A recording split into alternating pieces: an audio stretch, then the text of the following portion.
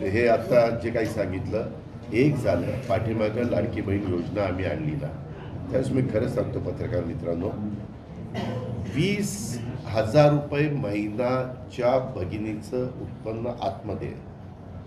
म्हणजे 2.5 लाखापर्यंत तिचं वर्षाचं उत्पन्न असावं अशा महिलांच्या करता, म्हणजे आमच्या शेतकाम करणारी महिला, कुरपणीला जाणारी महिला, किंवा आमची झाडू पोतना करणारी महिला, धुणंभांडी करणारी महिला, किंवा काही घरात नवरा बायको दोघंही जर नोकरीला असले तर या घरात जाऊन स्वयंपाक करणं, पुढच्या घरात जाऊन स्वयंपाक नाही का करतात काही महिला, अशा महिला, किंवा आमच्या झोपडपट्टीमध्ये राहणाऱ्या गरीब महिला, किंवा दिवसभर काहीतरी भाजी घ्यायची, संध्याकाळपर्यंत विकायची आणि मग चूल पेटवायची, तिला फार कमी तसं तिचं उत्पन्न असतं. ह्या भगिनी वर्गाच्या करता ती लाडकी बहीण योजना आणलेली होती. आणि ज्यांना ज्या योजनेमध्ये कुठलाच लाभ मिळत नाही, म्हणजे काहींना संजय गांधी निराधार योजनेतनं मिळतो, काहींना श्रावणबाळ योजनेतनं मिळतो, अशा वेगवेगळ्या योजना राज्याच्या असतात ना, तर ज्यांना कुठल्याच योजनेचा फायदा मिळत नाही, पण मी आत्ता ज्याचा उल्लेख केला त्याच्यामध्ये ते बसतात, अशांच्या करता ही योजना आणली. मी आधी मला वाटतं जूनमध्ये जाहीर केलं आणि जुलैपासून सुरुवात करायची ठरवलं, परंतु ते काही लवकर आमचं होईना. मग शेवटी ऑगस्टमध्ये रक्षाबंधन होतं. रक्षाबंधनाच्या निमित्तानं आम्ही जुलै ऑगस्टचे 3,000 रुपये पाठवले.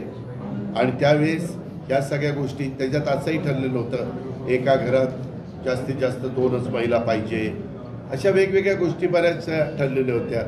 अशी चर्चा झाली होती, निर्णय झालेला नव्हता. पुन्हा म्हणाल अजित पवार असं म्हणला की ज्याला लाभ घ्यायचा आहे त्यांना 2च अपत्य असावी, अशी चर्चा झाली. की आपण ज्यावेळेस योजना देतो त्यावेळेस आपलं राज्याचं, देशाचं एकंदरीत हित लक्षामध्ये घेता लोकसंख्या पण, जसं आता स्थानिक स्वराज्य संस्थात किंवा सहकारामध्ये कुठेही 2पेक्षा जास्त अपत्य असतील त्यांना उभं राहायला अपात्र केलेलं, आणि ते टिकलं. म्हणजे काहींना वाटलं ते टिकणार नाही, पण ते टिकलं.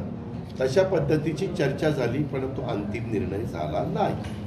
आणि मग मुख्यमंत्री आणि सगळ्यांनी असं ठरवलं आम्ही की आता येता येते फॉर्म घ्या, भरा. आणि नंतर लक्षात आलं निवडणूक झाल्यावर की ज्यांच्या घरात 4चाकी वाहन आहे, ज्यांचं महिना पगारच त्यांना 40,000 रुपये, 30,000 रुपये, 50,000 रुपये, 60,000 रुपये खाजगी असेल पण आहे, अशांना पण त्यांनी लाभ घेतलेला आहे.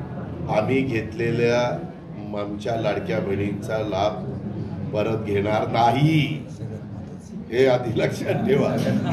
हे भाऊबीज आणि आमचे राखी पौर्णिमा हे आपल्या त्याच्यामध्ये भेट, ती परत आपली संस्कृती नाही आहे. पण मग हे सगळं झाल्यावर चर्चा सुरू झाली आणि त्याच्यातनं 5-1 लाख महिलांनी आपणहून नावं मागणी, असं झालेलं. आता अजून आपण म्हणतो ते IT ला विचारणार का, हे काय विचारणार.